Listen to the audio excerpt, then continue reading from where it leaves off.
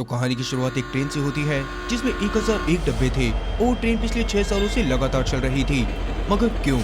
असल में आज से 6 साल पहले धरती पर भयानक वर्ल्ड वॉर 3 हुआ था, जिसमें हुए न्यूक्लियर वेपन के इस्तेमाल से धरती का तापमान इतना ज्यादा बढ़ गया कि लोग गर्मी से मरने लगे। इसी प्रॉब्लम को सॉल्व करने के लिए इंसानों ने आसमान में कुछ केमिकल छोड़े ताकि तापमान को कम करा जा सके। तब वैज्ञानिकों को इस काम में कामयाबी तो मिली, लेकिन यही उनकी सबसे बड़ी गलती भी बन गई, क्योंकि उन केमिकल्स की वजह से धरती का तापमान -150 डिग्री से -200 डिग्री तक गिर गया था, जिसमें कोई भी इंसान सिर्फ 7 मिनट के अंदर पत्थर की तरह जम जाता। पर खुशकिस्मती से एक साइंटिस्ट को ऐसी चीजों के होने के बारे में पहले से अंदाजा था, इसीलिए उसने स्नोपियर्सर नाम की 1001 डब्बों वाली एक ऐसी ट्रेन बना रखी थी जो बिना रुके चलती रहती और 1 साल के अंदर धरती का एक पूरा चक्कर लगा लेती। अब जो लोग इस ट्रेन में चढ़ गए वो लोग बच गए, पर बाकी सब ठंड में जमकर मारे गए। पर फिलहाल के लिए अब कहानी में असली मोड़ तो तब आता है जब ट्रेन के पीछे वाले डब्बे में रहने वाले लोग अचानक से गार्ड्स को बुरी तरह से मारना शुरू कर देते हैं। अब ये लोग असल में वो लोग थे जिन्हें ट्रेन में होना ही नहीं चाहिए था। दरअसल ये ट्रेन अलग अलग क्लासेस में बटी हुई थी। जैसे फर्स्ट और सेकंड क्लास में वो अमीर लोग रहते थे जिन्होंने मोटी रकम देकर इस ट्रेन की टिकट खरीदी थी,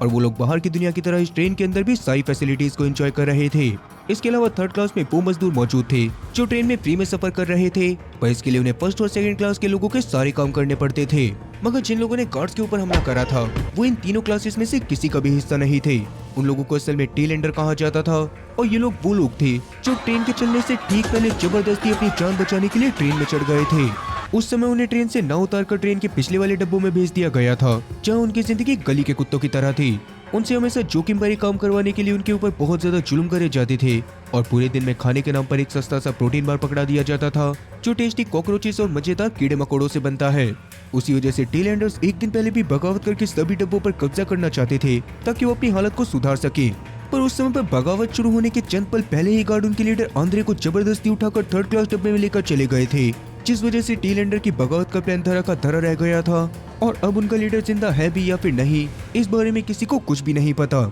इसी दुख में उनके पुराने वाले लीडर इवान ने भी फांसी लगाकर खुद को खत्म कर लिया था, और टेलैंडर्स अभी यही बातें सोचते हुए बहुत ही बुरी तरह से सोल्जर्स को मारे जा रहे थे। पर तभी अचानक उनका लीडर उनके पास आकर उन्हीं लोगों से हथियार नीचे करके सरेंडर करने को कहता है, और सब लोग उसको जिंदा देखकर दंग रह जाते हैं। अभी आंद्रे के साथियों ने उसकी बात तो मान ली थी, और आंद्रे ने सबसे आगे खड़े 3 लोगों को सजा के तौर पर कायरो स्लीप में भिजवा दिया था। लेकिन क्यों? असल में कुछ समय पहले जब गार्ड आंद्रे को पकड़ कर लेकर गए थे तो उस समय पर उसकी मुलाकात ट्रेन के सिक्योरिटी हेड रॉस से हुई थी, जो सबसे पहले तो आंद्रे के सामने बहुत ही अच्छा खाना मंगाता है, जिसको देखने के बाद तो आंद्रे की आंखों में आंसू आ गए थे और वो खुद को उस खाने को खाने से रोक ही नहीं पा रहा था। तभी अचानक रॉस उससे कहता है कि मुझे तुम्हारी मदद चाहिए। असल में पिछली रात एग्रीकल्चर डिपार्टमेंट में काम करने वाले शॉन नाम के एक आदमी को किसी ने जान से मारकर उसके प्राइवेट पार्ट को काट लिया था, और रॉस को उस कातिल को ढूंढने में ही आंद्रे की मदद चाहिए थी। इस केस में आंद्रे की मदद लेने के लिए ट्रेन के मालिक वॉलफर्ड ने खुद रॉस के पास ऑर्डर्स भेजे थे, क्योंकि आंद्रे असल में पहले के टाइम पर एक डिटेक्टिव हुआ करता था, और कहीं ना कहीं वॉलफर्ड इस बात को जानता था कि किसी डिटेक्टिव के दिमाग के बिना उस शातिर कातिल को ढूंढा नहीं जा सकता। तब रॉस की बातों को सुनने के बाद आंद्रे उसकी मदद करने से मना कर देता है, क्योंकि ऐसे में उसके लोग उसको गद्दार समझते। लेकिन अभी आंद्रे के मना करते ही रॉस के गार्ड्स उसको उठाकर अपने साथ जेल में लेकर जाते हैं, जहां पर रात से लेकर सुबह तक उसके अच्छे से आरती उतारी जाती है।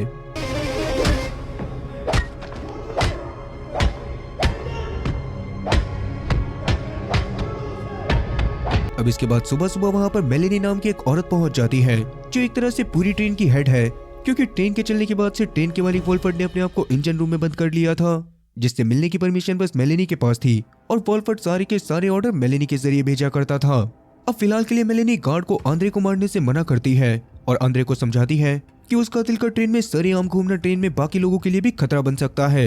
क्योंकि आज से 3 साल पहले भी ऐसा ही एक सेम केस हुआ था। पर उस दौरान कातिल को ढूंढकर हम लोगों ने सजा के तौर पर उसे कायरो स्लीप में डाल दिया था, जो असल में निकी नाम की एक औरत थी, और वो औरत अभी भी कायरो स्लीप में है। तब ये बात सुनने के बाद आंद्रे समझ जाता है कि निकी पूरी तरह से निर्दोष है, और 3 साल पहले वो लोग असली कातिल तक पहुंच ही नहीं पाए थे।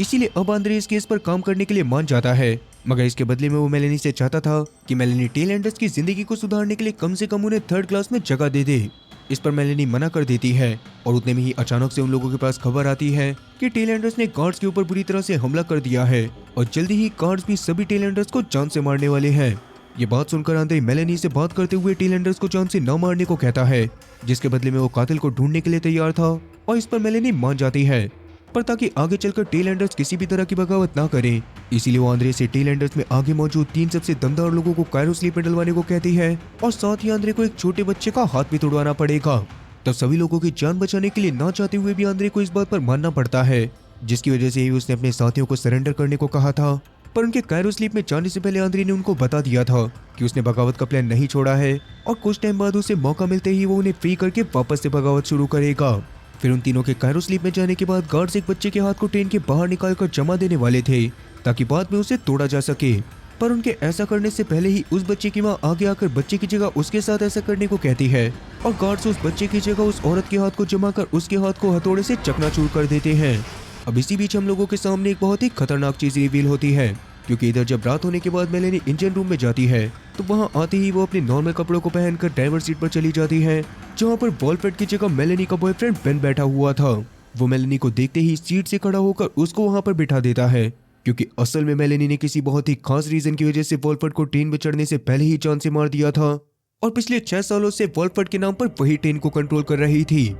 दूसरी तरफ आंद्रे को बेस्ट नाम के एक ऑफिसर उन 3 लोगों के पास लेकर आती है जिनके ऊपर शॉन की मौत का शक था। उनमें ही सारा नाम की एक औरत भी थी, जिसे देखकर तो आंद्रे दंग रह जाता है, क्योंकि दरअसल ज़ारा आंद्रे की बीवी थी, जिसे 5 साल पहले ही उसकी स्किल्स की वजह से 3rd क्लास डब्बे में आने की परमिशन मिल गई थी और इसीलिए उसने आंद्रे और बाकी सबको उसी समय पर छोड़ दिया था। और अभी के लिए उसने ही आंद्रे के डिटेक्टिव होने के बारे में सबको बताया था, क्योंकि वो इस बात को जानती थी कि आंद्रे ही केस को सॉल्व करके उसको फ्री करवा सकता है।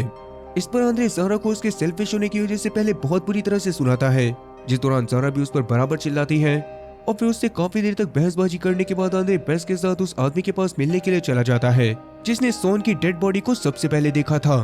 पर उसके पास से आंद्रे को ज्यादा चीजें पता नहीं चलती और अब जैसा कि 3 साल पहले हुआ मर्डर और अभी हुआ मर्डर एक ही आदमी ने करा हो सकता था, इसीलिए आंद्रे निकी के बारे में भी पता करने की कोशिश करता है, जो पहले ट्रेन के नाइट केयर वाले डब्बे में काम करा करती थी। और नाइट केयर वाले डब्बे में लोग दिन भर की थकावट के बाद गाने सुनने और एंजॉय करने के लिए आते थे। अभी वहाँ के मैनेजर ऑड्री से बात करने के बाद आंद्रे को पता चलता है कि ऑड्री को पहले से पता था कि निकी निर्दोष है, मगर उस समय पर वॉलफ्रेड को केस बंद करने की बहुत ज्यादा जल्दी थी, इसीलिए उसने निकी को इस केस में फंसाकर उसको ही कैद में रख लिया। ये बात सुनने के बाद आंद्रे समझ जाता है कि वॉलफ्रेड की नजर में 3rd क्लास के लोगों के लिए बिल्कुल भी इज्जत नहीं है, इसीलिए वो अभी ऑड्री से वादा भी करता है कि वो जल्दी से जल्दी असली कातिल को पक्का ढूंढ लेगा। ये बात सुनने के बाद ऑड्री को बहुत ज्यादा अच्छा लगता है, जिसकी वजह से वो आंद्रे को ड्रिंक पिलाकर जानबूझकर ज़ारा के साथ एक खाली कमरे में छोड़ देती है, जहाँ पर मौका मिलते ही वो दोनों एक दूसरे को इतना बकने के बाद भी पलंग तोड़ कुश्ती करना शुरू कर देते हैं। फिर आंद्रे से चारों खाने चित होने के बाद ज़ारा आंद्रे को एक बहुत ही जरूरी इन्फॉर्मेशन बताती है कि शॉन की मौत को असल में इतना ज्यादा सीरियसली बस इसी वजह से लिया जा रहा था क्योंकि वो वॉलफ्रेड का खबरी था और अपनी मौत से पहले वो किसी बहुत ही जरूरी खबर पर काम कर रहा था। ये बात सुनने के बाद आंद्रे हैरान होते हुए बेस के साथ तुरंत ही सैन का पोस्टमार्टम करने वाले डॉक्टर के पास जाता है, जहां डॉक्टर से बात करके उसे पता चलता है कि सैन को मारने से पहले उसे बहुत ज्यादा टॉर्चर करा गया था और उसे टॉर्चर करने के लिए बुचर नाइफ का इस्तेमाल हुआ था। ये बात सुनने के बाद आंद्रे का पूरा शक ट्रेन में मीट सप्लाई करने वाले कसाई के ऊपर चला जाता है, जिसके पास ही पूरी ट्रेन में बुचर नाइफ था और हो सकता था कि मीट की सप्लाई बढ़ाने के लिए उसने सोन को जान से मार दिया हो। बेस तो इस बात पर भरोसा नहीं करती, क्योंकि उसके हिसाब से इंसान इतना ज्यादा बेरहम तो नहीं थे कि वो एक दूसरे को मारकर खा जाएं। इस पर आंद्रे उसे बताता है कि जब टेल एंडर्स को ट्रेन चलाने के शुरुआती दिनों पर खाने के लिए कुछ भी नहीं दिया गया था, तो वहाँ मौजूद लोगों ने भूख के मारे अपने अगल बगल मौजूद कमजोर लोगों को जान से मार के उनके शरीर से अपना पेट भरा था और उन लोगों में आंद्रे भी शामिल था, जिसे अभी के टाइम पर अपनी उस गलती का बहुत ज्यादा पछतावा है। ये बात सुनने के बाद तो बेस के रोंगटे खड़े हो जाते हैं और आंद्रे को चुपचाप कसाई के पास लेकर जाने लग जाती है। लेकिन इस समय पर ट्रेन एक पहाड़ी इलाके से गुजर रही थी, जिसके ऊपर से काफी सारी बर्फ टूटकर सीधा बुचर वाले डब्बे के ऊपर आकर गिरती है, जिसकी वजह से डब्बे की खिड़कियां टूट गई थी और बुचर के साथ साथ वहां मौजूद सभी जानवर चंद पलों में जमकर मारे गए थे। ये बात सुनते ही आंद्रे और बेस के तो पूरी तरह से होश ही उड़ जाते हैं, पर आंद्रे आसपास की जगह पर अभी भी तलाशी लेता है। तब उसे वेंटिलेशन डक्ट से सोन के कुछ बॉडी पार्ट्स भी मिल गए थे, जिन्हें देखने के बाद तो बेस और बाकी सबका शक यकीन में बदल जाता है कि शॉन को असल में कसाई ने ही जान से मारा था। मगर इस बारे में कोई भी फैसला करने से पहले मेलेनी बेन के साथ एक सेफ्टी सूट को पहनकर तुरंत ही कसाई वाले डब्बे में जाती है, जहां हुई बर्बादी को देखने के बाद उसे समझ में आ गया था कि इस जगह को पहले जैसा करने के लिए उन्हें ट्रेन की स्पीड को थोड़ा सा स्लो करना पड़ेगा। इस पर पहले तो मेलेनी नहीं मानती, क्योंकि ट्रेन को स्लो करने पर उसके पावर सोर्सेज सही से काम नहीं करते और उन्हें बैकअप पावर से काम चलाना पड़ता, और उस दौरान अगर उनसे स्पीड को कम करने में थोड़ी सी भी मिस्टेक हो जाती तो ट्रेन हमेशा के लिए रुक जाती। पर क्योंकि इस जगह को सही करना भी बहुत ज्यादा जरूरी था, इसीलिए मेलेनी फाइनली 12% की स्पीड को कम करने की परमिशन दे ही देती है। अब बैकअप पावर का यूज करने की वजह से 2nd और 3rd क्लास की भी कुछ फैसिलिटीज को कम कर दिया जाता है, लेकिन 1st क्लास वाले बंदों को तो अभी भी कोई भी फर्क नहीं पड़ा था। खैर भी जैसा कि ट्रेन में कसाई के मरने की वजह से बंदे कम हो गए थे, उसी वजह से टेल एंडर्स के डब्बों में टूथ नाम के एक ऑफिसर को भेजा जाता है जो वहां पर से अपने साथ कुछ बच्चों को लेने के लिए आई थी। अब वैसे थर्ड क्लास में किसी भी बंदे के मरने पर टूथ यहाँ पर से अपने साथ किसी भी एक बच्चे को लेकर चली जाती थी, जिसे वो लोग फर्स्ट और सेकंड क्लास के बच्चों के साथ पढ़ा लिखा कर एक सस्ता मजदूर बना दिया करते थे। इस बार ये चांस विलियम नाम के एक बच्चे को मिलता है जिसकी मां ट्रेन में चढ़ने के कुछ दिनों बाद ही मारी गई थी, और उसके बाद से विलियम का ध्यान जोशिया नाम की एक औरत ने आंद्रे के साथ मिलकर रखा था। तब विलियम को आगे के डब्बों में जाता हुआ देखकर जोशिया को उसके लिए बहुत ज्यादा खुशी होती है, और कहीं ना कहीं ये छोटा बच्चा विलियम उनकी बगावत में भी काम आना चाहता था। इसी वजह से वो आगे बार जोशिया से बात करके उससे वादा करता है कि अब वो उससे सीधा तब मिलेगा जब उनकी बगावत सफल हो जाएगी।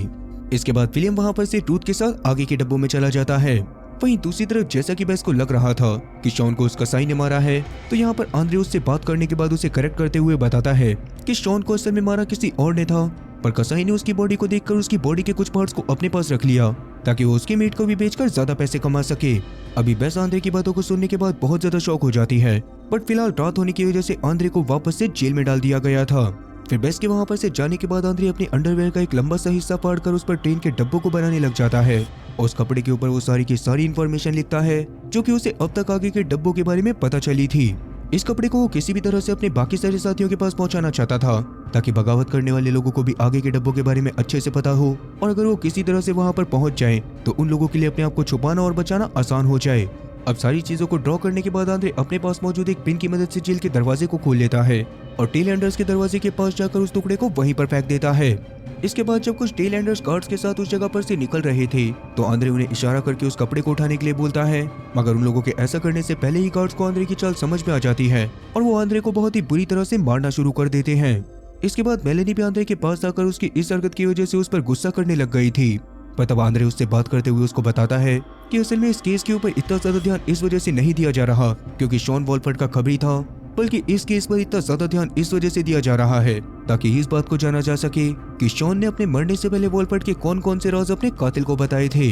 इस बात को सुनने के बाद मेलेनी पूरी तरह से हैरान रह जाती है और थोड़ी देर बाद आंद्रे को फ्री करके उससे इन्वेस्टिगेशन को आगे बढ़ाने को कहती है। अब वैसे किसी वजह से फर्स्ट क्लास में रहने वाली एक लॉयर की फैमिली भी मेलेनी से इस केस के बारे में ज्यादा से ज्यादा चीजें जानने की कोशिश करती रहती थी, मगर हर बार मेलेनी उन्हें ऊपर ऊपर से सारी चीजें बताकर उन्हें शांत करवा दिया करती थी। कि इसी बीच हॉस्पिटल में रखे शॉन के हाथ के पास एक अनजान आदमी आता है और उसके हाथ पर एक कट लगाकर एक छोटी सी चिप निकालता है और किसी को पता चले बिना सीधा नाइट एरिया में जाकर वो चिप टेरेंस नाम के एक आदमी को दे देता है। अब वैसे ये चिप असल में कोई मामूली चिप नहीं थी, ये एक तरह की ऐसी चाबी थी जो ट्रेन के हर डब्बे के दरवाजे को खोल सकती है, और ये चिप ट्रेन के उन्हीं लोगों के पास थी जिनके पास ट्रेन में हर जगह जाने का एक्सेस हो।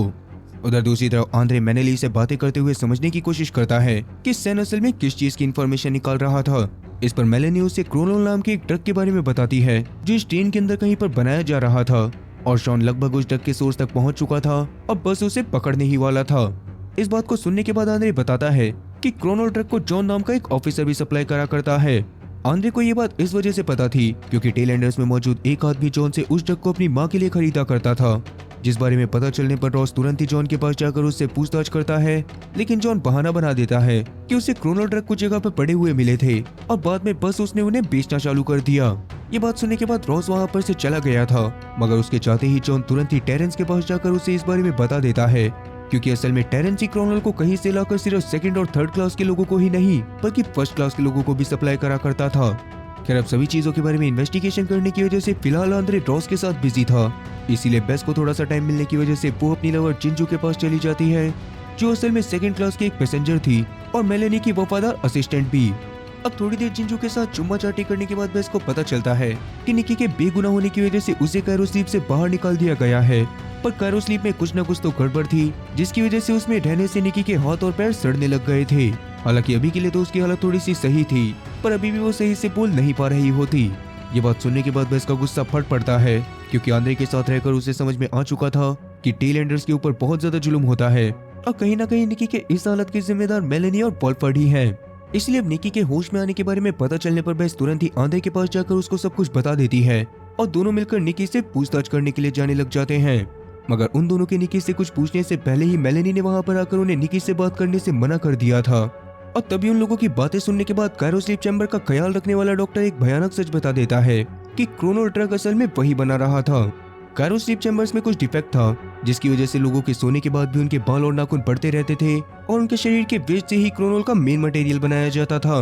हालांकि उस डॉक्टर को इस बारे में बिल्कुल भी अंदाजा नहीं होता कि उस मटेरियल की मदद से लोग ड्रग बनाकर बेच रहे थे। इसी वजह से वो आंद्रे और बेस से बातें करते हुए उन्हें बता देता है कि वो उस मटेरियल को टेरेंस नाम के एक बंदे को बेचा करता था, पर किस्मत से ये बात मेलेनी ने नहीं सुनी थी। अब फिलहाल के लिए मेलेनी डॉक्टर को आगे से उस मटेरियल को बनाने से मना कर देती है और वहाँ पर से चली जाती है। अब इसके बाद रात होते ही बेस और आंद्रे वापस से नाइट एरिया में आ गए थे, क्योंकि उन्हें पता चल चुका था कि टेरेंस उन्हें वहीं पर मिलेगा। और जैसा कि शॉन क्रोनल बेचने वाले का ही पर्दाफाश करना चाहता था, तो पक्का वो टेरेंस के पास भी गया होगा। इसलिए अब जल्दी जल्दी जुगाड़ पानी लगाकर जैसे तैसे आंद्रे टेरेंस के पास पहुंच ही जाता है और टेरेंस से बात करके उसे बहुत ही बड़ी इंफॉर्मेशन मिलती है कि शॉन की मौत वाले दिन वो एक बस कट वाले आदमी के साथ वहां पर आया था और वो आदमी अपने पहनावे से फर्स्ट क्लास का बंदा लग रहा था। तब टेरेंस की बातें सुनने के बाद आंद्रे तुरंत समझ जाता है कि पक्का वही आदमी शॉन का किलर होगा। इसलिए इस बारे में जानने के बाद आंद्रे कुछ सोचते हुए टेरेंस को अपनी सोने की अंगूठी देते हुए कहता है कि मैं तुमसे एक छोटी सी चीज लेना चाहता हूँ। पर आंद्रे टेरेंस से क्या लेना चाहता है इसके बारे में हमें जल्दी ही जानने को मिलेगा। खैर अब उसी रात नाइट एरिया में थर्ड क्लास की फाइट होने वाली थी, जिसमें जीतने वाले बंदे को सेकंड क्लास में भेज दिया जाता। इस फाइट को फर्स्ट क्लास के बंदे भी एंटरटेनमेंट की तरह देखने के लिए आए होते हैं, जिस दौरान फाइट से पहले मेलेनी विलफोर्ड की आवाज में एक पुरानी रिकॉर्डिंग प्ले करती है, जिसमें विलफोर्ड सबसे कहता है कि आप लोग सभी फैसिलिटीज को अच्छे से एंजॉय करो। तब विलफोर्ड की आवाज सुनने के बाद ही सब लोग बहुत ज्यादा खुश हो गए थे और इसके थोड़ी देर बाद ही थर्ड क्लास के दोनों लोगों में भयंकर लड़ाई भी शुरू हो चुकी थी। तब फाइटर्स एक दूसरे को बहुत ही बुरी तरह से मार रहे होते हैं कि तभी अचानक निकी हॉस्पिटल से भागकर खुद फाइट एरिया में आ जाती है, जो वहां पर कुछ बताना चाहती थी, पर कमजोर होने की वजह से वो बोल नहीं पाती और बेस अभी उसे संभालकर जैसे तैसे वहां पर से बाहर लेकर चली जाती है। उस दौरान निकी को देखने के बाद अचानक से ऊपर बैठे लॉयर फैमिली की बेटी एलजे पूरी कॉन्फिडेंस के साथ बोलती है कि निकी पूरी तरह से निर्दोष है, जबकि लोग अब तक उसको ही कातिल समझते हैं। ये बात बोलते हुए वो पीछे मौजूद अपने बॉडीगार्ड को देखने लग गई थी, जिसके बाद जब फाइट खत्म होती है तो वहां पर से वो बॉडीगार्ड सीधा निकी के हॉस्पिटल रूम के पास जाकर बाहर खड़े डॉक्टर को जान से मार देता है और बाद में अंदर जाकर निकी के सामने बैठ जाता है। असल में उसी बॉडीगार्ड ने शॉन और उससे पहले वाले आदमी को जान से मारा था, क्योंकि असल में एलजे को क्रोनोल की लत थी, जिसके बारे में वो किसी को पता नहीं चलने देना चाहती थी, मगर निकी और शॉन को उसके इस राज के बारे में पता चल चुका था। इसी वजह से उसने पहले तो शॉन को मरवा दिया होता है, पर फिलहाल के लिए एलजे का बॉडीगार्ड निकी को भी बहुत ही बेरहमी से जान से मार देता है।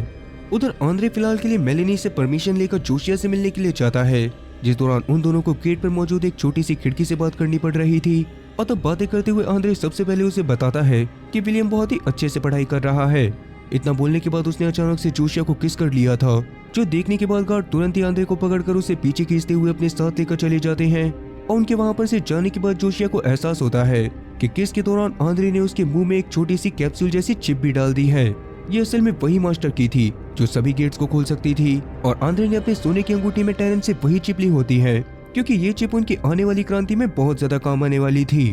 खैर इसकी अगली सुबह जब मेलेनी को निकी की मौत के बारे में पता चलता है, जिसे पिछली रात बॉडीगार्ड ने बहुत ही बेरहमी से जान से मारा था, और बाद में इस बारे में आंद्रे और ऑड्री को पता चलने पर वो लोग भी पूरी तरह से टूट जाते हैं। और तब आंद्रे मेलेनी को बता देता है कि निकी को भी असल में उसी आदमी ने जान से मारा है जिसने शॉन को जान से मारा था, और वो आदमी पक्का फर्स्ट क्लास से है। ये बात सुनने के बाद मेलेनी के होश उड़ जाते हैं, क्योंकि पिछली रात के बाद फर्स्ट और सेकंड क्लास के डब्बे फिर से सील हो चुके थे, और इसका मतलब अगर किलर फर्स्ट क्लास का था तो वो अभी भी थर्ड क्लास में ही होगा। इसीलिए उसको ढूंढने के लिए मेलेनी स्पेशल सिक्योरिटी के हेड हैंक को बुलाती है और थर्ड कंपार्टमेंट को अच्छे से चेक करने को कहती है। अब हैंक को ऑर्डर देके वो आंद्रे को लेकर सीधा फर्स्ट क्लास के डब्बे में चली गई थी, जहाँ की लग्जरी को देखकर आंद्रे पूरी तरह से हैरान रह जाता है, क्योंकि वो डब्बा असल में पूरी तरह से घर के जैसा लग रहा था। अब उस जगह पर आंद्रे जैसे टेल एंडर का आना किसी भी फर्स्ट क्लास के बंदे को पसंद तो नहीं आता, मगर मेलेनी ने सच में सोचा हुआ था कि किसी भी हालत में वो कातिल को ढूंढकर सजा देगी ताकि निकी को इंसाफ दिलाया जा सके। इसीलिए वो आंद्रे से उसके हिसाब से पूछताछ करने को कहती है, और जब आंद्रे सबसे पूछताछ करने के बाद एलजे से पूछताछ करता है तो उसे पता चल जाता है कि एलजे का बॉडीगार्ड पिछली रात फर्स्ट क्लास में नहीं आया। ये सुनने के बाद आंद्रे समझ गया था कि एलजे का बॉडीगार्ड ही असली कातिल है। इसी वजह से वो एलजे की मां लायला से बॉडीगार्ड के कमरे को देखने की परमिशन मांगता है, लेकिन लायला इस पर मना करते हुए पहले वॉलफर्ड की परमिशन लेने को कहती है, क्योंकि वो ऐसे ही किसी भी इंसान को अपने घर की तलाशी नहीं लेने दे सकती थी। तब लायला की बातों को सुनकर मेलेनी तुरंत ही अपने पास मौजूद फोन से बेन को कॉल कर देती है और उससे ऐसे बात करती है जैसे वो वॉलफर्ड से बात कर रही हो। इस दौरान लायला की तो पूरी तरह से फट चुकी थी, क्योंकि बेन भी वॉलफर्ड की तरह बातें करते हुए घर को चेक करने की परमिशन दे देता है, और ट्रेन में वॉलफर्ड का ऑर्डर ही आखिरी ऑर्डर होता था। इसीलिए अब आंद्रे बॉडीगार्ड के रूम की तलाशी लेने लग जाता है, जहां उसे बॉडीगार्ड का वो हथियार मिल गया था जिससे उसने शॉन को जान से मारा था। उसी वजह से मेलेनी लायला और उसके पति को दूसरे कमरे में लेकर चली जाती है और आंद्रे एलजे से अकेले में पूछताछ करने लग जाता है। उस दौरान उसे एलजे से बात करके समझ में आ गया था कि एलजे असल में साइको है और एलजे का बॉडीगार्ड उससे बहुत ज्यादा प्यार करता है, जिसकी वजह से ही उसने एलजे के कहने पर शॉन ने की और पहले वाले इंसान को जान से मार दिया। दूसरी तरफ अब तक थर्ड क्लास में हैंक और उसके साथियों को बॉडीगार्ड मिल भी चुका था, जिसके पास बंदूक थी और अभी अपनी जान बचाने के लिए वो बंदूक से जिंजू को गन पॉइंट पर ले लेता है। पर जब वो जिंजू को लेकर पीछे की तरफ जा रहा था तो जिंजू जैसे तैसे अपने आप को फ्री करवाकर वापस से अपने एरिया में पहुंच जाती है और बाद में हैंक और उसके सारे गार्ड बॉडीगार्ड को चारों तरफ से घेर कर उसे पीट कर उसकी जान ले लेते हैं। अब आगे बॉडीगार्ड के मरने के बारे में पता चलने पर मेलेनी इस बात को लायला, एलजे और लायला के पति को भी बता देती है, जिस दौरान बॉडीगार्ड की मौत की बात को सुनकर एलजे रोने का ड्रामा करने लग गई थी। लेकिन आंद्रे और मेलेनी ने देख लिया था कि वो साइड में होकर हंस भी रही है। इससे मेलेनी भी इस बात को समझ जाती है कि उस बेचारे बॉडीगार्ड से एलजे ने ही वो सारी चीजें करवाई होंगी और एलजे को ऐसे में खुला छोड़ना बिल्कुल भी सुरक्षित नहीं है। तब कुछ सोचते हुए आंद्रे बॉडीगार्ड के बारे में कुछ अजीब सी बातें कहता है, जिससे एलजे गुस्से में आकर आंद्रे के ऊपर हमला करके उसे मारने की कोशिश करने लग गई थी। पर तभी मेलेनी और उसके गार्ड जैसे तैसे एलजे को पकड़कर जेल में डाल देते हैं, क्योंकि एलजे के एक्सप्रेशन साफ बता रहे थे कि सारा का सारा कांड उसने ही करवाया है। इसीलिए मेलेनी आंद्रे को अपने साथ ड्रिंक पिलाने के लिए लेकर जाती है और उससे बातें करते हुए पूछती है कि उसके हिसाब से मिस्टर वॉलफेट का सबसे बड़ा राज क्या है। अब वैसे तो आंद्रे पहले मेलेनी के वॉलफेट की बात करने के तरीके से समझ गया था कि ट्रेन में असल में वॉलफेट है ही नहीं और मेलेनी खुद ही उसके नाम का इस्तेमाल करके ट्रेन के लोगों के ऊपर कंट्रोल कर रही है। इसीलिए अभी मेलेनी का सवाल सुनने के बाद वो शांत हो जाता है, मगर उसकी यही खामोशी मेलेनी को चीख चीख कर सब कुछ बताने के लिए काफी थी। और तभी अचानक आंद्रे बेहोश हो जाता है, क्योंकि मेलेनी ने पहले ही उसके रिएक्शंस को भांपकर उसकी ड्रिंक में बेहोशी की दवाई मिला दी थी। फिर आंद्रे को बेहोश करने के बाद मेलेनी ने उसे कायरो स्लीप में डाल दिया था, ताकि आंद्रे किसी भी तरह की कोई बगावत ना कर सके। और आंद्रे के बारे में सबको यही बोला गया था कि केस के सॉल्व हो जाने की वजह से उसे टेल एंडर्स वाले डब्बे में वापस से भेज दिया गया है। वहीं दूसरी तरफ जैसा कि जोशी को आंद्रे से वो छोटी सी चिप मिल तो गई थी, मगर उसे आंद्रे के अगले प्लान के बारे में कोई भी अंदाजा नहीं था। इसीलिए वो उस चिप का इस्तेमाल करके चुपके से थर्ड क्लास के डब्बे में जाती है और वहां मौजूद अपने एक साथी से बात करते हुए उससे आंद्रे से आगे के प्लान के बारे में जानने को बोलती है। दूसरी तरफ जेल में एलजी से मिलने के लिए उसके मम्मी पापा जाते हैं और लैला उससे बात करते हुए उसको बताती है कि अगले दिन कोर्ट में उसकी सजा का फैसला होने वाला है। पर जज फर्स्ट और सेकंड क्लास के बंदों की बातों के हिसाब से ही फैसला लेने वाला था, इसीलिए एलजी पूरी तरह से सेफ थी। पर तभी अचानक मेलेनी वहां पर आकर बताती है कि इस दौरान कोर्ट के अंदर थर्ड क्लास के भी कुछ लोग मौजूद होंगे, क्योंकि उन लोगों की राय भी मायने रखती है। इस बात को सुनने के बाद एलजी की फैमिली तो परेशान हो जाती है, मगर थर्ड क्लास वाले इस बात को सुनने के बाद बहुत ज्यादा खुश हो गए थे, क्योंकि इन 6 सालों में उन्हें पहली बार बराबरी का दर्जा दिया जा रहा था। वहीं एलजे के पेरेंट बहुत ज्यादा परेशान होने की वजह से कुछ एलीट लोगों को अपने घर पर मिलने के लिए बुलाते हैं, जिन लोगों में स्पेशल ऑफिसर्स का हेड हैंक भी शामिल था। और उससे बातें करते हुए एलजे के मम्मी पापा उसे मेलेनी के खिलाफ भड़काने लग गए थे और वो चाहते थे कि हैंक उनके साथ मिलकर मेलेनी का तख्ता पलट कर दे और उसकी जगह पर ट्रूथ को वॉलफेट का मैसेंजर बनाया जाए। अब वैसे फिलहाल के लिए हैंक इस बात पर कोई भी जवाब नहीं देता और अगले दिन ट्रेन के कोर्ट के अंदर एलजे का ट्रायल शुरू कर दिया जाता है।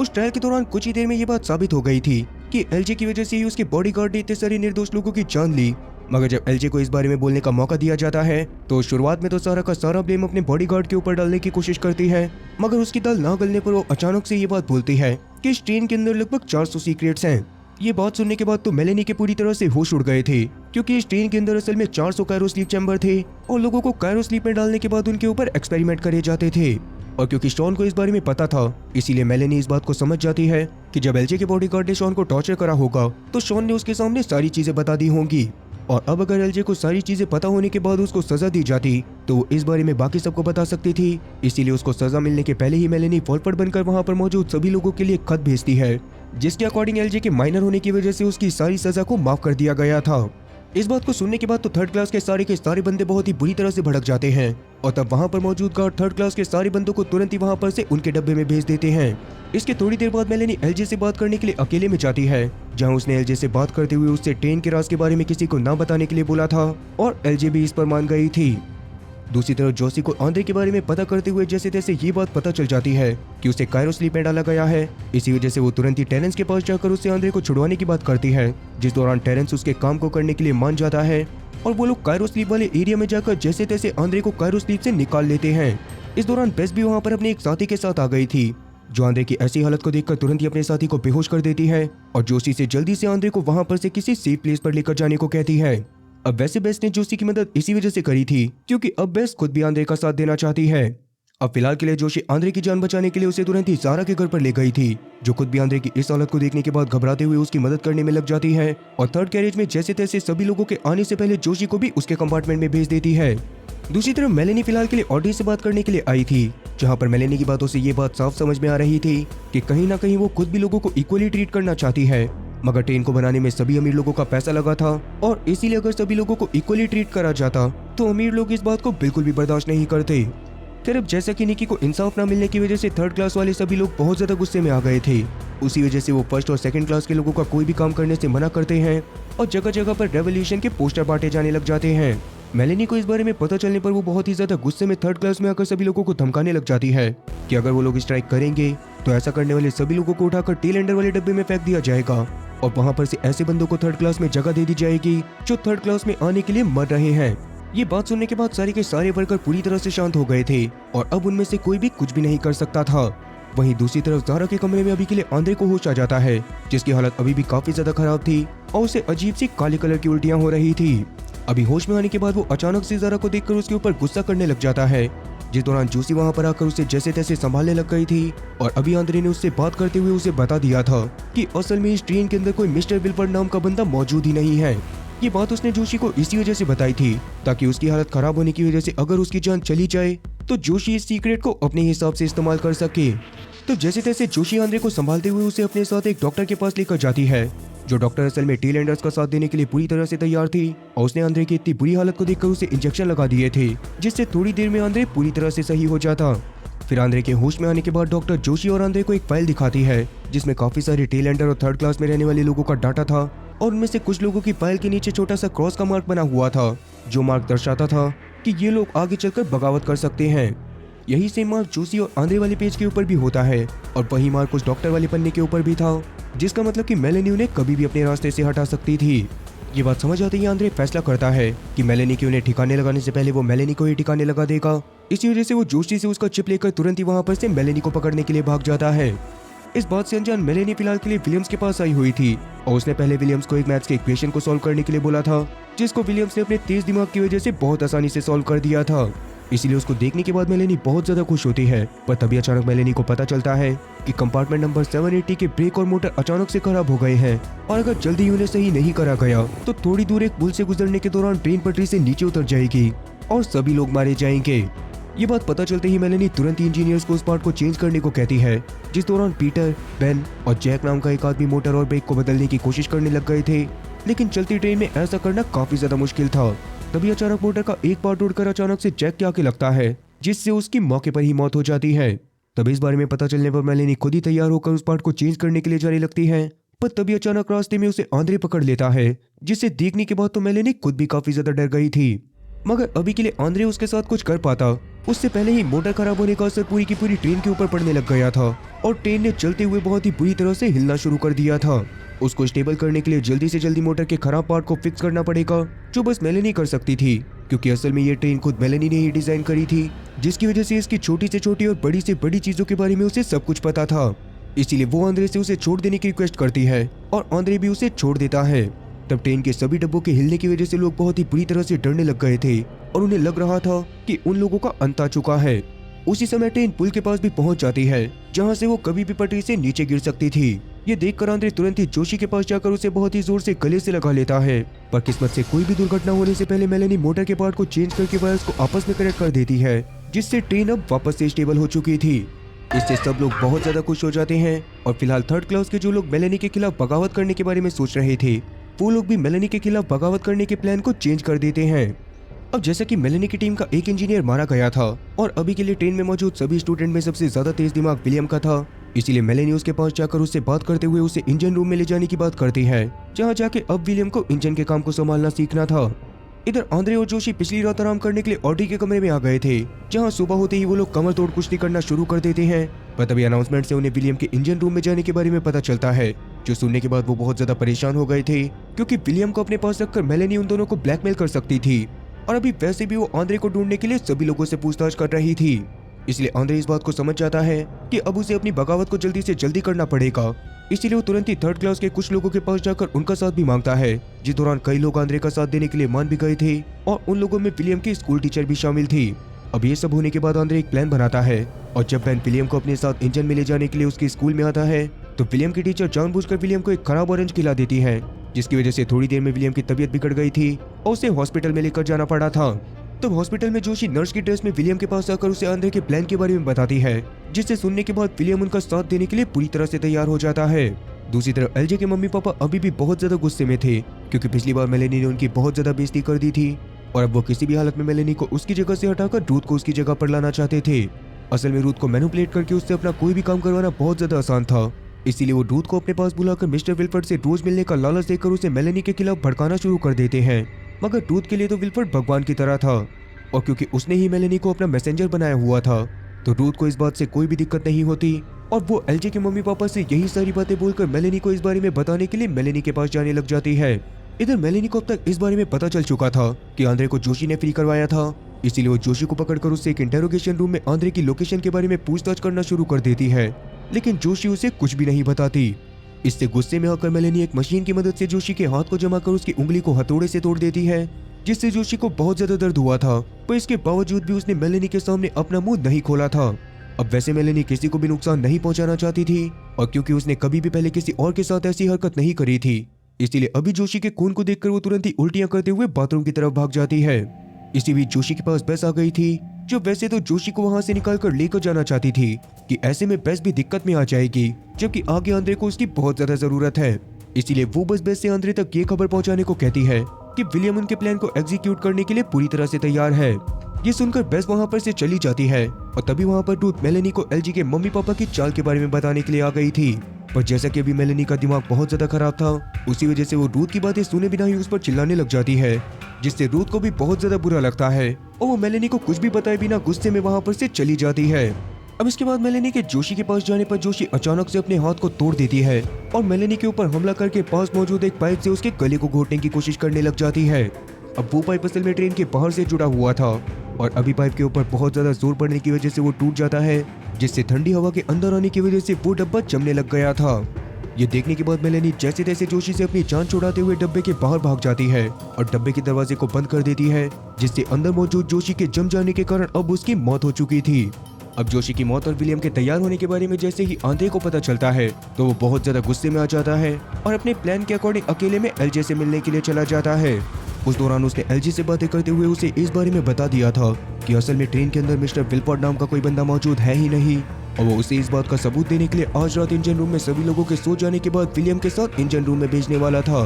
अब बिल्कुल ऐसा ही होता है और एलजे खुद भी इंजन रूम में जाने के बाद पूरी तरह से हैरान रह जाती है, क्योंकि वहाँ पर मिस्टर वॉलफेड था ही नहीं। उस दौरान इंजन रूम में ही एलजे को मेलेनी की एक फोटो मिलती है जिसमें वो अपनी बेटी के साथ थी और उस फोटो को सबूत के तौर पर एलजे ने अपने पास रख लिया था। अब एलजे वहां पर से निकलने के बाद इस बारे में तुरंत ही अपने मम्मी पापा को बता देती है और वो लोग भी इस बात को जानने के बाद बहुत ज्यादा हैरान होते हैं और धीरे धीरे करके ये बात फर्स्ट और सेकंड क्लास के सभी लोगों में फैल जाती है। रूथ तो इस बात को जानने के बाद बहुत ज्यादा परेशान हो गई थी, क्योंकि अब तक वो मेलेनी के कहने पर बस मिस्टर वॉलफेड के ऑर्डर को फॉलो करते हुए आ रही थी, पर अब जाकर उसे पता चल रहा था कि मिस्टर वॉलफोर्ड तो सफर की शुरुआत से ही उनके साथ मौजूद ही नहीं थे। इसलिए वो अपने बाकी सारे साथियों को भी इस बारे में बताकर मेलेनी के खिलाफ कर देती है और अचानक से सारे फर्स्ट और सेकंड क्लास के लोग मेलेनी को अपने पास मिलने के लिए बुलाते हैं। अब वैसे आंद्रे का प्लान यही था कि वो किसी तरह से मेलेनी और उसके बाकी सारे गार्ड्स को फर्स्ट क्लास में ही फंसा दे और बाद में पीछे से लेके आगे तक एक एक करके ट्रेन के सभी डब्बों के ऊपर कब्जा कर ले। वहीं मेलेनी के फर्स्ट और सेकंड क्लास के लोगों के पास जाने पर सब लोग मेलेनी से मिस्टर वॉलफेड से मिलने की जिद करने लग गए थे, जिस पर मेलेनी पहले तो फोन करके वापस से ड्रामे करने की कोशिश करने लग जाती है, मगर इस बार किसी भी इंसान को मेलेनी की बातों पर तब तक भरोसा नहीं होने वाला था जब तक मिस्टर वॉलफेड खुद सामने नहीं आ जाते। तब इसके तुरंत बाद काफी सारे ऑफिसर मेलेनी को पकड़ लेते हैं और मेलेनी उन लोगों को अपनी बातों में यकीन दिलाने का बहाना बनाते हुए उन्हें एक कमरे के पास लेकर जाती है और कमरे में जाने के बाद वहां पर मौजूद एक छोटे से स्विच को दबा देती है, जिससे इंजन रूम में बैठे बेन और उसके साथियों को ट्रेन में गड़बड़ होने के बारे में पता चल गया था और अभी हैंक और उसके बहुत सारे साथी इंजन रूम में भी घुसने वाले थे। तब एक इंजीनियर डर के खुद ही इंजन रूम के बाहर चला जाता है, जिसको बाहर भेजने के बाद अंदर मौजूद बेन और उसके साथियों ने इंजन रूम को लॉक कर लिया था और अभी बाहर आए इंजीनियर से बात करने के बाद रूथ को ये बात कंफर्म हो गई थी कि इतने समय से वॉलफेड के नाम पे मेलेनी ही ट्रेन को कंट्रोल कर रही थी। अब ऐसे फर्स्ट क्लास के डब्बे में ऐसे काफी सारे लोग थे जो एलजे और उसके पेरेंट्स की बातों को नहीं मानना चाहते थे, इसी वजह से उन लोगों के बीच में बहसबाजी होना शुरू हो जाती है। तब वहां पर ट्रेन के सारे सिक्योरिटी ऑफिसर्स आकर उन लोगों को संभालने की कोशिश करने लग जाते हैं और आंद्रे और उसकी टीम के लिए यही सबसे अच्छा मौका था कि वो लोग पूरी की पूरी ट्रेन के ऊपर ही कब्जा कर सकें। इसीलिए आंद्रे तुरंत ही अपने सभी साथियों के पास जाकर उन्हें एक बहुत ही शानदार स्पीच देता है और उन लोगों से आगे बढ़ने को बोलकर उनके सामने आने वाले हर एक ऑफिसर को जान से मारने को कहता है। तब इस समय पर थर्ड क्लास के कुछ बंदों ने ट्रेन के कम्युनिकेशन सिस्टम को भी पूरी तरह से बर्बाद कर दिया था, ताकि कोई भी ऑफिसर उनके बगावत के बारे में आगे मौजूद ऑफिसर को खबर ना दे पाए। जिसके बाद वो लोग एक एक करके आगे बढ़ते हुए अपने सामने आने वाले हर एक ऑफिसर को पूरी तरह से जान से मारने लग जाते हैं। पर किसी तरह से जॉन को इस बारे में पता चल गया था, जिसके बाद वो इस खबर को हैंक तक भी पहुंचा देता है और हैंक अपने सारे साथियों के साथ फर्स्ट क्लास के डब्बे को छोड़कर सारे टेलेंडर से लड़ाई करने के लिए पीछे के डब्बों की तरफ जाने लग जाता है। इधर जैसा कि अब बगावत शुरू हो चुकी थी और आंद्रे को अपने पुराने साथियों की जरूरत थी, इसीलिए वो ऑड्री को कायरो स्लीप वाले एरिया में भेजकर अपने उन 3 सबसे खतरनाक साथियों को उठाने के लिए बोलता है, जिनको आंद्रे ने कहानी की शुरुआत में जानबूझकर कायरो स्लीप में डलवाया था। अब इन सारी चीजों के बीच भी रूथ मेलेनी के पास जाकर उससे पूछताछ करना शुरू कर देती है और उसके ऊपर बहुत ज्यादा गुस्सा भी होती है कि इतने समय से मेलेनी ने सभी लोगों को धोखे में रखा हुआ था। तब मेलेनी उसको समझाने की कोशिश करती है कि असल में मिस्टर वॉल्फ्रेड एक बहुत ही सेल्फिश आदमी था, जिसने मेलेनी की बनाई गई ट्रेन को अपना बनाया हुआ बता दिया और सभी लोगों से उस ट्रेन की टिकट खरीदने के लिए बोला ताकि वो खुद बहुत ज्यादा अमीर हो सके। जबकि मेलेनी ने जब उसे पहले उस ट्रेन के आइडिया के बारे में बताया था तो उस समय पर मिस्टर वॉल्फ्रेड को इस आइडिया के ऊपर बिल्कुल भी भरोसा नहीं था। तब मेलेनी रूथ को ये बात भी बताती है कि अगर मिस्टर वॉल्फ्रेड ट्रेन के अंदर होता तो ट्रेन के हालात बहुत ही ज्यादा बुरे होते, इसी वजह से मेलेनी ने उसको जान से मार दिया था। लेकिन रूथ को इन सब बातों के ऊपर भरोसा बिल्कुल भी नहीं होता, क्योंकि अभी भी वो मिस्टर वॉल्फ्रेड को भगवान की तरह देखा करती थी और मेलेनी की ये सारी बातें उसे मेलेनी के छूटने के बहाने लग रहे थे। अब इसी बीच आंद्रे रॉस के पास जाकर उससे भी मदद मांगता है, जिस दौरान रॉस उसकी मदद करने के लिए मान गया था और सारे के सारे लोग मिलकर नाइट एरिया के अंदर हैंक और उसके साथियों से बहुत ही बुरी तरह से भिड़ गए थे। तो वहां पर सभी लोग मौत का नंगा नाच करना शुरू कर देते हैं और नाइट एरिया टेलेंडर्स और हैंक के साथियों की लाशों से भर जाता है। अब इस बीच हैंक की हालत भी बहुत ज्यादा खराब हो गई थी, इसी वजह से वो अपनी जान बचाकर जैसे तैसे अपने बचे कुचे साथियों के साथ वहां पर से निकल जाता है। मगर जाने से पहले वो पाइक नाम के एक टेलेंडर को कायरो स्लीप से जगाकर अपने साथ लेकर चला गया था, क्योंकि उसके हिसाब से पाइक आंद्रे को हराने में उनकी बहुत ज्यादा मदद कर सकता था। अब वैसे इस बीच हैंक और उसके कुछ साथियों ने आंद्रे के कुछ साथियों को भी पकड़ लिया था, जिनको वो लोग सीधा मौत की सजा सुनाने वाले थे और उन्हीं लोगों के साथ अभी के लिए मेलेनी को भी फेंक दिया गया था। तब गार्ड एक एक करके सभी लोगों को अपने साथ एक चेयर के पास लेकर जाने लग जाते हैं और उनको चेयर पर बिठाकर उनकी नाक के ऊपर एक मास्क को लगाया जाता है, जिसके अंदर से बाहर की ठंडी ठंडी हवा आ रही थी, जिसको सूंघते ही लोगों के फेफड़े जम जाने की वजह से उनकी दर्दनाक मौत हो रही थी। दूसरी तरफ आंद्रे फिलहाल के लिए अपने घायल साथियों की मदद करने की कोशिश कर रहा था, जिस दौरान जारा उसके पास आकर उससे बात करने की कोशिश करती है, मगर आंद्रे उससे कोई भी बात नहीं करता, क्योंकि असल में जोशी की लोकेशन के बारे में जारा ने ही मेलेनी को बताया था और मेलेनी के जोशी के साथ इंटेरोगेशन करने के दौरान जोशी की मौत हो चुकी थी। तभी अचानक से पाइक वहां पर आंद्रे को आकर बताता है कि फर्स्ट और सेकंड क्लास के लोग जल्दी ही थर्ड क्लास और टेल एंडर वाले सारे के सारे डब्बों में जहरीली गैस छोड़ने वाले हैं और अगर आंद्रे अपने साथियों को बचाना चाहता है तो उसे उन लोगों के सामने सरेंडर करना पड़ेगा। तब ये बात सुनने के बाद आंद्रे और उसके साथी बहुत ज्यादा परेशान हो जाते हैं, क्योंकि वो इस तरह से अपने सभी साथियों को मरने नहीं दे सकते थे और अब आंद्रे के पास सरेंडर करने के अलावा कोई भी रास्ता नहीं बचा था। तब सरेंडर करने जाने से पहले वो ऑड्री के कहने पर जारा से जाकर बात करता है और उसे पता चलता है कि जारा जल्दी ही उसके बच्चे की मां बनने वाली है। ये बात सुनने के बाद तो आंद्रे के पूरी तरह से होश उड़ गए थे और अभी उसे ये बात समझ में आ जाती है कि जारा ने मेलेनी को जोशी की लोकेशन के बारे में इसी वजह से बताया होगा, क्योंकि मेलेनी को उसके प्रेग्नेंट होने के बारे में पता चल गया था और क्योंकि ट्रेन के अंदर बिना परमिशन के बच्चे पैदा करना अलाउड नहीं था, तो ऐसे में मेलेनी जारा के जोशी के बारे में न बताने पर उसके बच्चे को नुकसान पहुंचा सकती थी। ये सारी बातें जानने के बाद आंद्रे खुद भी सरेंडर करने का फैसला कर लेता है और वहीं दूसरी तरफ एग्जीक्यूशन रूम में फिलहाल के लिए हैंक के गार्ड मेलेनी को जान से मारने वाले थे, पर किस्मत से तभी वहां पर मेलेनी के साथी पहुंचकर उसकी जान को बचा लेते हैं और बाद में मेलेनी जिंजू के पास पहुंच जाती है, जो मेलेनी को जिंदा देखकर बहुत ज्यादा खुश हो जाती है। तब फिलहाल के लिए वो जिंजू को किसी सेफ प्लेस पर जाकर छुपने के लिए बोलती है और खुद आंद्रे के साथ मिलकर उसके साथ काम करने का फैसला करती है, क्योंकि सच में मेलेनी पहले से सभी लोगों को बराबरी का हक दिलवाना चाहती थी और ये इस काम के लिए सबसे अच्छा मौका था। इसीलिए वो वेंटिलेशन पाइप से होते हुए आंद्रे के सरेंडर करने जाने से पहले उसके पास पहुंच जाती है, जिस दौरान आंद्रे के साथी मेलेनी को आंद्रे के पास देखकर बहुत ज्यादा गुस्से में उसके ऊपर चाकू छुरी रख देते हैं, मगर मेलेनी उन लोगों को बताती है कि अब वो उनके साथ है और अगर वो लोग उसके प्लान को फॉलो करेंगे तो एलजे के परिवार और उनके सपोर्टर को रास्ते से हटाने के बाद वो आंद्रे को ट्रेन का नया लीडर बना देगी। और कहीं ना कहीं आंद्रे को मेलेनी की बातों पर भरोसा होने लग गया था, इसीलिए वो मेलेनी से उनके प्लान के बारे में पूछता है और मेलेनी बताती है कि जल्दी ही वो लोग एक ऐसे ट्रैक पर पहुंचने वाले हैं जहां पर 2 पटरियां मौजूद होंगी। उसी जगह पर ट्रेन को पूरी तरह से पलटा जा सकता है, जिसके लिए सबसे पहले आंद्रे को सरेंडर करने का नाटक करना पड़ेगा। ऐसी बात की खुशी सेलिब्रेट करने के लिए एलजे और उसकी फैमिली, हैंक और उसके साथी और उनके बाकी सारे सपोर्टर एक जगह पर मौजूद होंगे। तो मेलेनी उनके डब्बे के बगल वाले डब्बे में जाकर एक लीवर की मदद से उनके डब्बों को ट्रेन से अलग कर देगी जिससे वो डब्बे दूसरी वाली पटरी पर चले जाएंगे और बाद में मेलेनी अपने साथियों से कहकर ट्रेन की स्पीड को स्लो करवाएगी ताकि पीछे मौजूद बाकी सारे डब्बे वापस से इंजन वाले डब्बे के साथ मिल जाएं। तब ये प्लान सभी लोगों को बहुत ज्यादा अच्छा लगता है, मगर ये प्लान असल में अभी पूरा प्लान नहीं था, क्योंकि एलजे की फैमिली और उनके साथियों वाले डब्बे को पूरी तरह से अलग करने के लिए मेलेनी को इंजन वाले पार्ट की तरफ से लीवर को खींचना पड़ेगा, जबकि उसी डब्बे के दूसरी तरफ वाले डब्बे में भी किसी का होना जरूरी है जो वहां से लीवर को खींचकर एलजे के परिवार और उनके साथी वाले डब्बे को पीछे वाले सेक्शन से अलग करेगा और बाद में पीछे वाला सेक्शन मेन इंजन वाले पार्ट के साथ जुड़ जाएगा। ये बात सुनने के बाद आंद्रे खुद इस काम को करने का फैसला करता है, क्योंकि सरेंडर का नाटक करने के लिए जब वो पहले वाले डब्बे में जाएगा तो वहां से दूसरी तरफ जाने में उसे बहुत ज्यादा आसानी होगी। तो मेलेनी भी उसकी बात को मान जाती है और अभी के लिए आंद्रे एलजी की फैमिली के पास खबर पहुंचवा देता है कि वो सरेंडर करने के लिए तैयार है। ये बात सुनने के बाद एलजे का परिवार, हैंक और उनके सारे साथी बहुत ज्यादा खुश हो गए थे और अब मेलेनी के प्लान के अकॉर्डिंग वो लोग इस बात का सेलिब्रेशन करने के लिए एक जगह पर इकट्ठे हो जाते हैं। अब वैसे उन लोगों को अलग करने के लिए आंद्रे और मेलेनी को एक बार में 7 डब्बों को अलग करना पड़ेगा, क्योंकि उन सातों के सातों डब्बों में उनके दुश्मन मौजूद थे। इसीलिए अभी वो दोनों अपनी अपनी घड़ी में डबल ट्रैक के आने वाले टाइमर को सेट कर लेते हैं और आंद्रे ड्रॉस के साथ फर्स्ट क्लास वाले डब्बे में जाकर सरेंडर वाले पेपर्स पर साइन कर देता है। इससे वहां पर मौजूद एलजे का परिवार बहुत ज्यादा खुश हो गया था और इसके बाद हैंक और उसके साथी आंद्रे को जान से मारने के लिए अपने साथ एग्जीक्यूशन रूम की तरफ लेकर जाने लग गए थे, जहां रास्ते में साथ में चल रहा रॉस अपनी गन को निकालकर अचानक से हैंक और उसके साथियों को गन पॉइंट पर ले लेता है और आंद्रे को फ्री करने को कहता है। जिसके बाद आंद्रे फ्री होते ही हैंक और उसके साथियों को बहुत ही बुरी तरह से मारने लग गया था, लेकिन हैंक काफी ज्यादा ताकतवर था, इसलिए वो आंद्रे को बहुत ही बुरी तरह से मारने के बाद उसे जान से मारने का फैसला करता है। पर तभी अचानक से वहां पर आंद्रे की मदद करने के लिए उसके वो तीनों साथी आ जाते हैं जिन्हें ऑड्री ने कायरो स्लीप से निकाला था। अभी वो तीनों के तीनों ही हैंक और उसके साथियों के ऊपर बहुत ही बुरी तरह से भारी पड़ने लग गए थे और उन लोगों ने हैंक और उसके साथियों को मार मार कर उनका मोर बना दिया था। अभी हैंक और उसके साथियों के बेहोश होने के बाद आंद्रे अपने साथियों के साथ रॉस को सेफ डब्बों में भेज देता है और खुद उस लीवर के पास चला जाता है जिसे बस थोड़ी ही देर में खींचना था। तभी अचानक उसकी नजर सामने वाले डब्बे में मौजूद कुछ कैदियों के ऊपर पड़ती है जो पहले के टाइम पर आंद्रे के ही साथी हुआ करते थे, मगर इस बगावत के दौरान हैंक और उसके साथियों ने उन्हें पकड़ लिया था। अब आंद्रे के लिए यहाँ पर सबसे बड़ी चिंता वाली बात यह थी कि असल में उसे उन कैदियों वाले डब्बे को भी अलग करना था, वरना सब कुछ पहले जैसा चलता रहता। इसीलिए अभी आंद्रे को समझ में नहीं आता कि उसे उन चंद लोगों की जान बचानी चाहिए या फिर ट्रेन में मौजूद सैकड़ों लोगों की।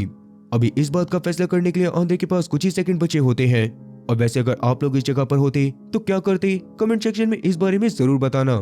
खैर अभी टाइम पूरा होते ही आंद्रे मजबूरन ना चाहते हुए भी लीवर को खींच देता है और दूसरी तरफ से मेलेनी ने भी ऐसा कर दिया था। इससे अब एलजे के परिवार और उनके साथियों वाला डब्बा प्लान के अकॉर्डिंग दूसरी वाली पट्टी पर चला जाता है और बाद में मेलेनी के साथी ट्रेन को फिर से पीछे छूटे डब्बों के साथ जोड़कर नॉर्मल कर देते हैं। इससे अब स्नोपियर्सर में केवल 994 डब्बे बचे थे और फिलहाल के लिए मेलेनी आंद्रे के सामने आने के बाद उसे समझाने लग गई थी कि कभी कभी हमें ज्यादा लोगों की जान बचाने के लिए कुछ लोगों का सैक्रिफाइस देना पड़ता है और असली लीडर वही कहलाता है जो कम लोगों के बारे में ना सोचकर अपने ज्यादा से ज्यादा लोगों को बचाने के बारे में सोचे।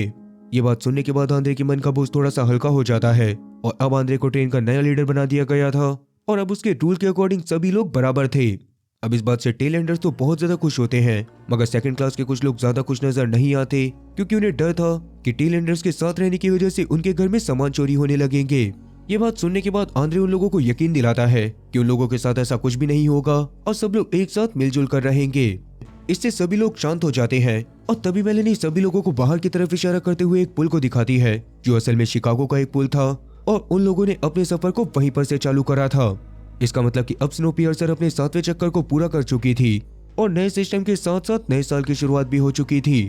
तब उस पुल को देखने के बाद सब लोग बहुत ज्यादा खुश होते हैं और धीरे धीरे सारी चीजें बहुत ज्यादा अच्छी होने लग जाती हैं। रूथ जो फिलहाल के लिए स्नोपियर्सर ट्रेन में ही रह गई थी, वो ना चाहते हुए भी आंद्रे के ऑर्डर्स को फॉलो करते हुए लोगों की मदद करने की कोशिश कर रही थी और आंद्रे फिलहाल के लिए ज़ारा के साथ साथ अपने बच्चे की देखभाल करने में भी लगा हुआ था।